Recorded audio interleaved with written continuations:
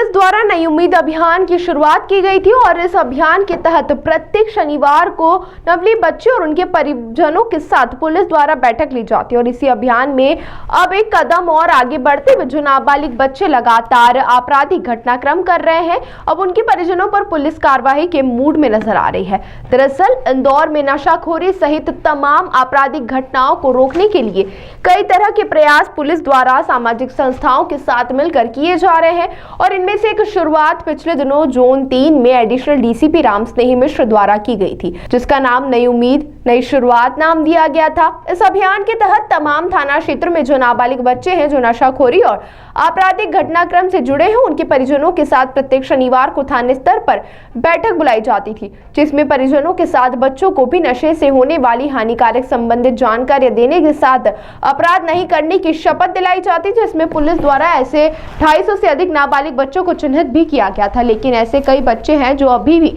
नशाखोरी और आपराधिक घटनाओं को अंजाम दे रहे हैं, जिन पर एक या एक से अधिक अपराध दर्ज है। अब उनके परिजनों को साफ तौर पर हिदायत दी जा रही है कि यदि उनके बच्चे आपराधिक घटनाक्रम करते हैं तो उन पर वैधानिक कार्रवाई की जाएगी। पुलिस का कहना है कि कहीं ना कहीं नाबालिग बच्चे गलत संस्कार और अन्य घटनाक्रम के चलते किसी न किसी अपराध या नशे की जड़ में आते हैं, जिसकी जिम्मेदारी उनके परिजनों की होती है कि उन्हें अच्छी और बुरे की जानकारी उपलब्ध कराएं। तो वहीं कई मामलों में देखा गया है कि जो नाबालिग बच्चे नशाखोरी के आपराधिक घटनाक्रम कर रहे हैं, उनके परिवारजन भी नशाखोरी करते हैं और किसी न किसी अपराध से जुड़े रहते हैं। इसी कारण गलत असर बच्चों पर जाता है। इसलिए अभी तो फिलहाल हिदायत दी जा रही है, ऐसे परिवारजनों को आने वाले समय में कार्रवाई भी हो सकती है। हाँ, ये देखा जा रहा है। हमने एक नई उम्मीद नाम से एक कार्यक्रम चलाते हैं जिसमें हर शनिवार को ऐसे बच्चे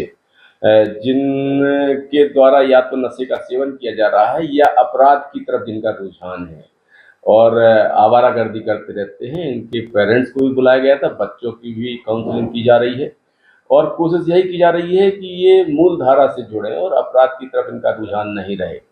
कोशिश यह भी है कि अगर इनके द्वारा अपराध किया गया है तो परिजनों को समझाइश दी जाए कि आपकी परवरिश में कहीं ना कहीं कमी है और आप इन पर नियंत्रण रखिए। अभी हाल ही में कुछ बच्चे ऐसे जिनके द्वारा